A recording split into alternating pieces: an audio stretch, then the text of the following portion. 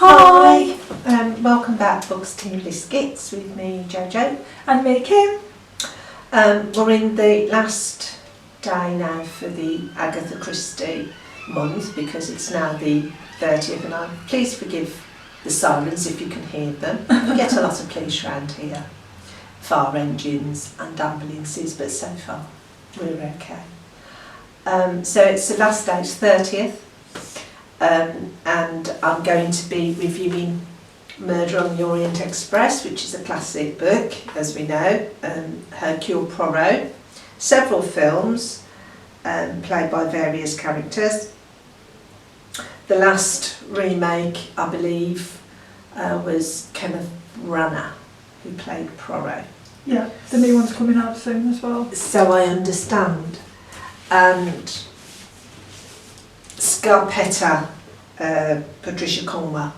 These are the books I am reviewing today. And what I'll be reviewing, mine's going to be quite a short review because I only managed to read one full novella, two short stories from the Agatha Christie Miss Marple Complete Short Stories collection, or compendium, however you want to say. And I won't be doing a full review, but I'll just be showing you my library card, papier reading journal, but I won't be using this until the new year, even though I'm giving it now, because it feels weird to me to start something in the middle of the year, unless obviously it's like an academic diary, but I won't be using it like that. I'll be using it from day dot, so from the 1st of January 2024. So Joe, if you want to kick off with your Murder on the Orient Express. Right, so Murder on the Orient Express, we all know the story because I bet you've all seen the films, the various different films. The difference being that in the films, as you know, it always opens out with almost a comic book explanation about this little girl, Daisy, and everybody that's involved in Daisy. Now, the first time Daisy Armstrong, or even any inclination to do with Daisy Armstrong, is mentioned in this is after the murder. And you know nothing about it, it's not mentioned at all. Not one little bit, not at the start, nowhere, till Poirot is called in to look at the body with the Greek doctor and Poirot's friend. So that's the first time Daisy Armstrong's mentioned, because like in the film, he does a thing and finds what the paper had because it's been burnt, and it comes up, you know, because he does some experiments or other, and it's got the name Daisy Armstrong somewhere along it. So that gives you a clue, obviously, and everybody knows the story. It's very different from the film in respect that, yes, he goes along to each person and interviews them. He finds out a few lies, obviously, like he does in the film, but it is very different from the film. I found this very good, and it did help that I'd seen the film. Because it helped me understand the book better, because, you know, and you know who's done it. Everybody knows who's done it. He does go through the two answers of who's killed it, but he focuses more on the initial, the first impression that somebody had come on the train and had vacated secretly, and all the evidence is there. It is good, don't get me wrong, but I found I preferred, except for the fact that I didn't like the person who played Hercule Poirot, I did find that I liked the film better than the book for some reason. I didn't rate the person who played Hercule Poirot in either film. That was Albert Finney, who I think was very wrong as Hercule Poirot, sorry but I do. And Kenneth Branagh, who made another lousy Hercule Poirot, as far as I know, it's just my opinion. There's another film as well. David Suchet does one. But that's different because he plays a very good Hercule Poirot. So, you know, that would be a television film, wasn't it? But I'm on about the feature films. I didn't rate the two people that played Hercule Poirot in the original Murder on the Orient Express and the remake. but the book is good. You can actually, with all the descriptions in it, you can visualise. So when they're on about the Orient Express and everybody, and they're describing them, you can actually picture them. It is a good book.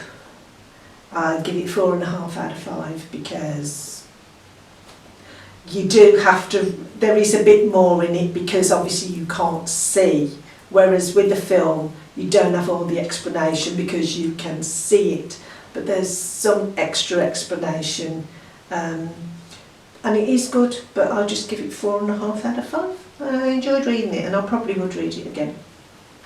So I do recommend it. Did you get that read in one day? No. No.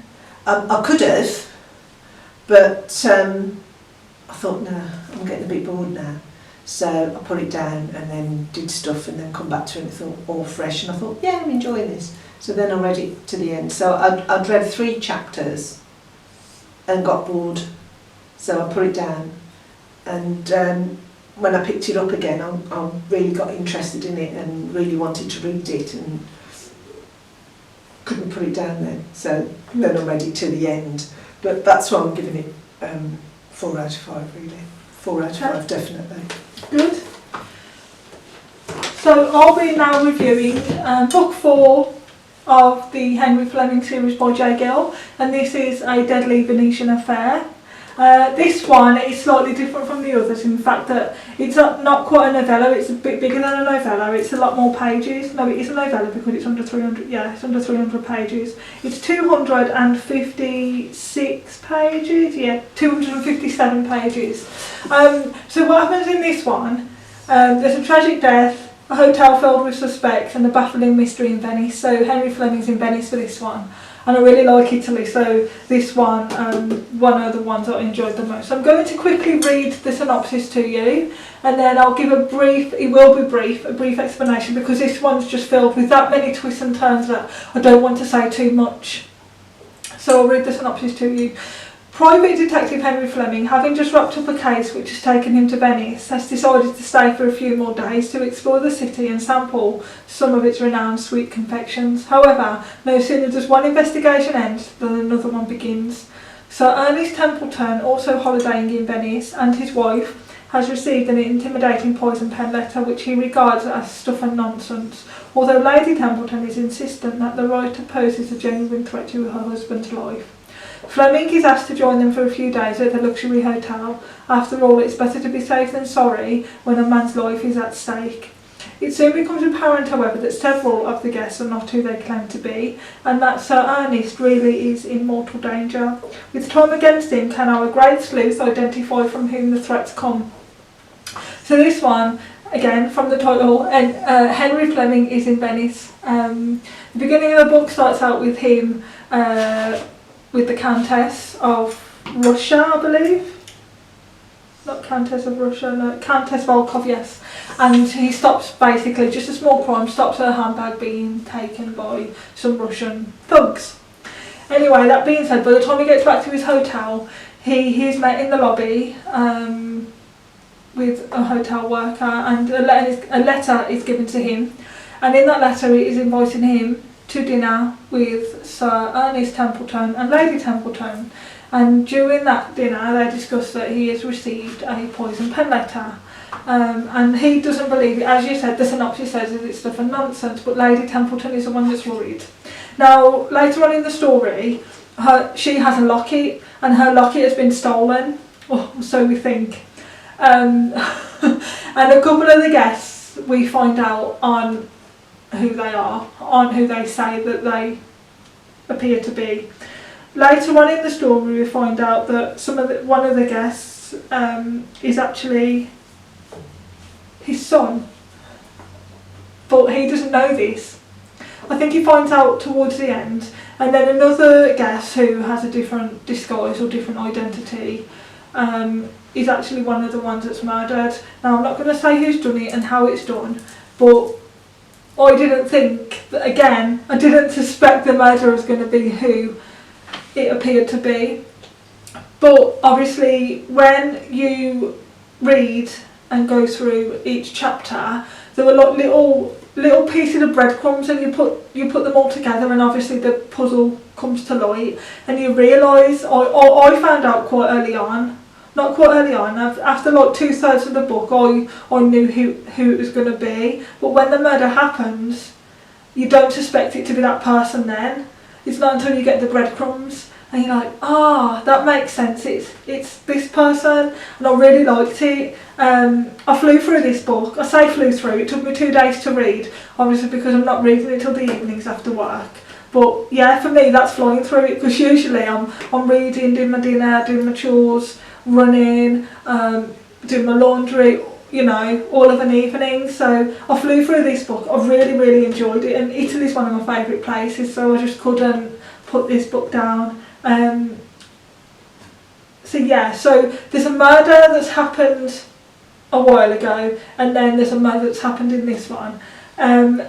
The murder that happened a while ago, we found out, is to do with the murder that happens in this book. When the pieces come together and you find out why the murder's happened and how it's happened and the background of the first murder, you really, really come to, I came to really enjoy the book anyway. I don't know what your thoughts are, Jo, but I really like this one. This is one of my favourites. I like all of them, to be honest. I think Gill's quite good at what he does. He's a standalone author, very similar to Agatha Christie in respect of the period of time that he writes about. Also that he puts who they are, you know, you've got a list of characters like she does. What I do like that he does have intricacies, he does have red herrings, but not as obvious as Agatha Christie, so that makes him slightly different. I think really the way he incorporates the stuff in there, the red herrings, he's very clever the way he does his books. They're not too long. They do grab you. Even the most mundane thing in the book is interesting to read. So even though it is written in that time, it is still a murder mystery, but it's how we perceive it. It could be written in that language from the 1920s, and I'd still understand it myself because I've read a lot of books from that time, but I still liked how it's written. As Jo said, the way he writes the red herrings as well and writes them into the stories is really good. So yeah, this is one of my favourites, and this is getting a big 5 stars out of 5 for this one. I wasn't bored or anything throughout the course of reading this book. I really thoroughly enjoyed this one, and Jo will be happy that she's getting these books back now because I've finished with the whole series. And this one is signed by Gill for Jo. The other one wasn't, so I didn't show you that one. That one's not signed. So yeah, that was my review for that one.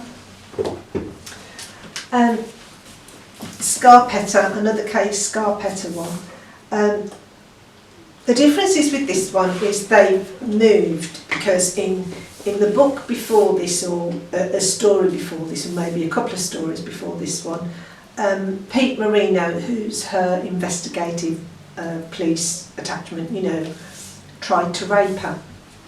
He's always been in love with Scarpetta, and he used to drink. And when he got drunk, it changed like most people. It changes your inhibitions. And he attempted to rape her. He didn't manage to rape her, but he attempted to rape her. So of course she knew it couldn't be helped. It wasn't his fault. It was the drink and all this. But of course it's caused a big break in their friendship. And he still does the investigative work, but they don't really have any contact. Her niece, as usual, is being very secretive. Her husband, it's like they don't know how to be around her. She's a different person. She's still very professional in everything she does. And as usual, there's a murder. But what's happening also is that there's I mean, I know everything has to be PC, so I suppose you call dwarfs little people. I don't know, so I apologise if I'm getting the PC wrong. But there's a little a bloke actually, and he's got this girlfriend, and he only sees her whenever she says. And she's died. He found her. He was going to see her. It was one of their nights where he would go to see her, and he loved her very much. And he's found her dead, and he's scared. He's under suspicion, and he asks specifically for Case Scarpetta to examine him, because there is no evidence that he's done it, that he murdered her. There's a lot of this conspiracy theory stuff in it as well. She was writing stuff up to do with conspiracy theories. He's also worried that people have injected him with a microchip, so they can follow him about, know where he is. Now hold that thought. So Case Scarpetta examines him. Her husband called her in, and he's talking to her, this chap. He's talking to her, he's talking about his girlfriend, he's telling her stuff, and he says to her, "You cannot tell anybody, can you?" And she explains, doctor-patient privilege. No, she can't, providing she can't volunteer the information, obviously, but if in her examination she finds something that does tie into the crime, she's obligated. And she explained that she wouldn't lie for him, and if they ask, specific questions, she will answer them. If they don't, she will not volunteer them. And he says, "I knew I could trust you." And he trusts her, and he trusts Benton Wesley, her husband, and those are the only two people he trusts implicitly. There are another murder that's taken place. Another little person who is sending out information relating to Scarpetta. She ends up on this really bad publication paper that just talks about rubbish and invents stories and makes things look, So they've got these pictures of Scarpetta that she didn't even know photos were being taken of her, and they're dotted around this really bad newspaper with all this rubbish. The young girl supposedly had an interview with Scarpetta, who was going on about her favourite drink costing about $3,000 more than what she would earn in a week or whatever, and she's been very derogatory, and when she goes on about people who are dying, she's very disrespectful, and that's not Scarpetta. She hurts when people have died in whatever capacity, and she's respectful when she's got to do the autopsies and everything like that. She's very respectful to the families and stuff. And in this newspaper interview with Scarpetta, it's quite the opposite to what she's really like. These murders that go on, certain things start coming out that lead as usual, that lead the powers that be and Scarpetta and her team into thinking that it's somebody within their environment. So it's either another person who works with her, or a police officer. And at some point, Marino's even in the frame for it. So it goes on like this. I found this book. I really liked this book. There was a lot more to it. There was one or two red herrings. At the end, her niece gets shot, I can tell you that. I'm not going to tell you how bad. But she shoots the perpetrator. She manages, even though she's been shot, she manages to shoot the perpetrator. But it's a very good read. I'll give you the synopsis. And whoops, a daisy. Leaving behind a forensic pathology practice in South Carolina, Case Scarpetta takes up an assignment in New York City, where the NYPD has asked her to examine an injured patient in a psychiatric ward. The handcuffed and chained patient, Oscar Bain, has specifically asked for her, and when she literally has her gloved hands on him, he begins to talk. And the story he has to tell turns out to be one of the most bizarre she has ever heard. He says his injuries were sustained in the course of a murder that he did not commit. Is Bain a criminally insane stalker who has fixed on Scarpetta, or is his paranoid tale true? And it is he who is being spied on, followed and stalked by the actual killer. The only thing Scarpetta knows for certain is that a woman has been tortured and murdered, and that more violent deaths will follow. It's really good. It doesn't matter how, every word in there grabs you and you just can't put it down. I would, if I could, I'd give this a 10, but I can't, so I have to give it a 5. Wow. Yeah. I've never read any Patricia Cornwell. You should, they're really good. They're really good books. It would take me a week to read that. Probably. But it depends if you were on holiday. Oh yeah, I'll read that in a day probably. But you wouldn't want to put it down. But it is very good and I do recommend it, and I've got most of her books actually. Cool. Okay, thank you for that. I will now be reviewing 2 short stories from the Agatha Christie Miss Marple Complete Short Story Collection, Compendium, whatever you want to say. And I will be reviewing in this one story 2, sorry I keep saying story 2, story 3 and story 4. And story 3 is, let's get to the page, The Ingots of Gold. So the short stories in this book are all about the Tuesday night club. So it's Miss Marple, her nephew Raymond and a few friends getting together, and every Tuesday they discuss stories or crimes that have happened that they're aware of, and see if they can suss out what's happened.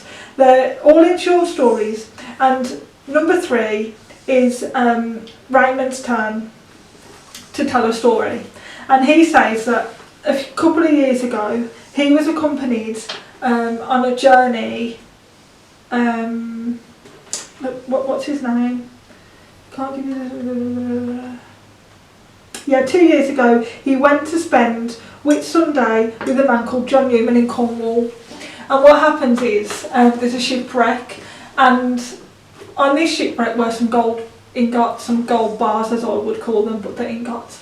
And when they raise a shipwreck, the ingots aren't there. Now, they think that either the shipwreck was so badly damaged that the ingots are basically spread across the sea floor, they're not, or have they been stolen? And it is actually the latter. And him and his friend, or his acquaintance, John Newman, go to this pub, tavern, and the landlord, Calvin, he hates the police, who doesn't have a kind word to say about them. And after they've had a drink, John Newman goes for a walk down the harbour, and he actually disappears, and they find his body. Well, he's not dead, but they find him gagged and bound. He's still alive, and what happens is, obviously Raymond's telling the story, and nobody knows what's happened apart from Miss Marple, and she's usually always the last person to speak. And as they go around the room, like, is it this, is it this, he's like, no. And then they fall on Miss Marple, and she's the only one in this story that knows that who stole the gold ingots, what happened to John Newman, is he who he says he is he not who he says he is, who was an accomplice in that. And I really like this one. It's only 15 pages long, so it's relatively short, but yeah, I did like it. I read this in about 30 minutes.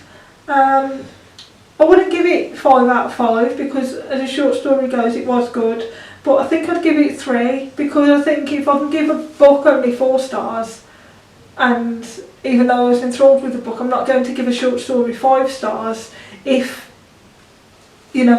there's not much to it. So in the Bloodstained Pavement, it's Joyce Lamprey's turn to tell the story of something she'd witnessed, and what that was Jo's an artist, and she was, again, the story's in Cornwall. She was sat outside a hotel painting this hotel, and throughout the course of the day, you know, during the time she's doing her painting, her artwork, there's this couple that appears at the hotel, and then somebody comes past in her car, and it's this lady, and she's dressed in this poinsettia coloured dress with like red lipstick and this really big like Cuban straw hat, she describes. And then so the couple's called Dennis Dracker and Marjorie Dracker, and they stop and talk to this woman outside the hotel, and she overhears them discussing that they're going to go bathing later on. As they go bathing, Dennis, Marjorie's husband, decides it's too cold for him, so he goes with some buddies on a golfing trip. But Marjorie stays with Carol, who's this lady in the red poinsettia dress. Now, what happens is that Marjorie disappears, and then later on, Carol's driving down again in a car, but she shouldn't be coming that way, she should be coming another way. So what's happened to Marjorie? But as Joyce is doing her painting, she sees she's painted into her artwork some bloodstains on a pavement, but nobody else can see these bloodstains outside the actual hotel. They're saying, oh, whoever sees the bloodstains, then that's a curse and there's going to be a murder within 24 hours. That's not actually the case. Well, it is, a murder happens, but you know, there's more than one person involved. So nobody else can see this bloodstain on the pavement, but Joyce can see it, and what it is basically to do with the couple that first appeared at the hotel. And I don't really want to say any more because it will tell you who the murderer is and what's happened, but again, the only one that knows is Miss Marple, and that's because she says it's a woman's instinct. Men aren't going to know this because it's all to do with the clothing and, you know, having this keen eye on what people are wearing and when they're wearing them.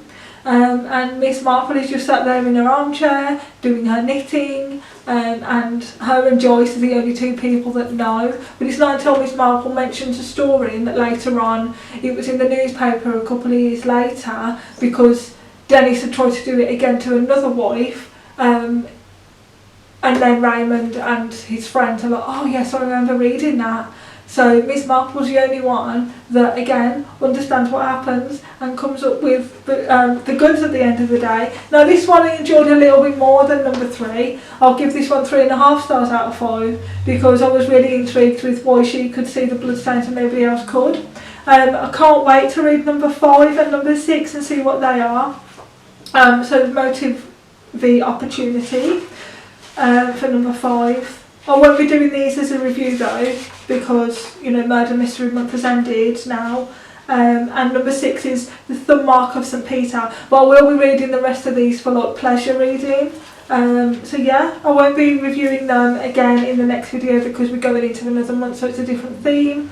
But I will still be continuing with the short stories collection. So the Ingots of Gold got 3 stars from me, and the Bloodstained Pavement got 3.5 stars. But I am liking this. I just feel that with them being short stories, obviously you can't go into too much detail, so therefore they are enjoyable, but they're not as enjoyable as reading It's not so involved, yeah. just they're limited. Yeah, so yeah, that was my review on them. And then just quickly, I really wanted to show you in brief detail this reading journal that was given to me. So Joe's got a little one, you've seen Joe's before in previous videos. I've now got an A5 one, and I'll be, from the 1st of January, obviously going into more detail with my journaling for my books as well. I'll just quickly show you that. So at the beginning of the book, you've got a lot of library cards, so it's all about me.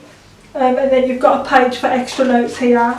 And then as you go on, obviously not only does it give quotations from books and things like that and motivation, you can have like a book wish list, so you can go into detail about a list of books that you wish to have. That's on a few pages. And then you've got your book tracker, so how many books you've read in what month, what stars you give them, who you loan them to or who you loan them from, the date you loan them, the date you read them, and again, if you actually gave it back to the person. You've got some reading prompts in there, some journaling prompts, you've got my reads, so You've got the books you've read, how you read them. Did you read the physical book? Did you read it via ebook? Did you listen to it? You've got star ratings. What else have you got in there? Extra notes to make, first impressions of the books, any final thoughts and things like that. You can go into full detail, so whereas you've got the ones where you can list all the books in short detail, so it says number 25, if I go to number 25,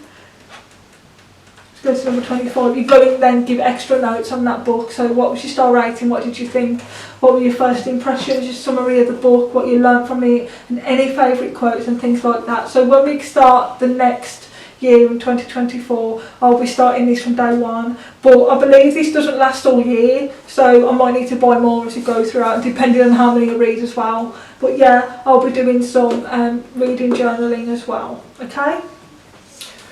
Right, so that's the end of our Murder Mystery Month and Agatha Christie, because it was her birthday month. I've got another concert to go to. The concert I've been to, brilliant, and this one's going to be even better because they are really, really, really good, and it's in Painting, so it's road trip.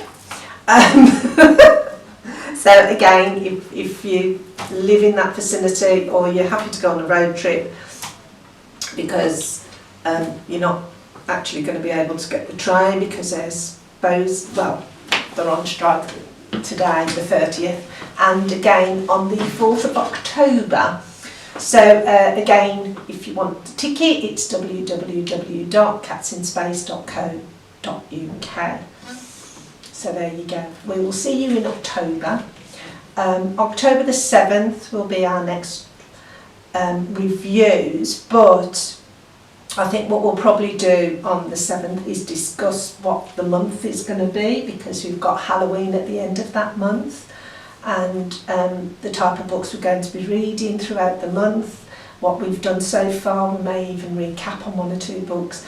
It would help if you sort of left messages, told us what books you'd like us to read. If you've read a particular book that you really like, you want to suggest it for us to do a review so other people can make any kind of contact within reason. No rudeness, please, because it will get deleted. So it'd be great if you did communicate with us either on Instagram, which Kim deals with, and Twitter. Yeah? Don't have Twitter. Oh, I don't have Twitter. So it's Instagram and emails. And Facebook. And Facebook, which I deal with. So if you contact us, underneath, put anything, you know, hello, how are you? Please read this. I've read this and this is what I think. It'd be a great help. Yeah, that's great. Thanks guys for watching. If you've read any of these, let us know your thoughts on them as well. Again, via messaging myself on Instagram, messaging Joe on Facebook, or just emailing us on the email address down below. Or even if you just leave a comment on this video, we'd like to interact with more of you as well. Or even just pass us on to your friends and see what they think as well. Just one more thing. A Cats in Space fan, John, is due to go into hospital next week, so it's just good luck, John. Hope all goes well. Good luck. Thank you for watching. Bye. Bye.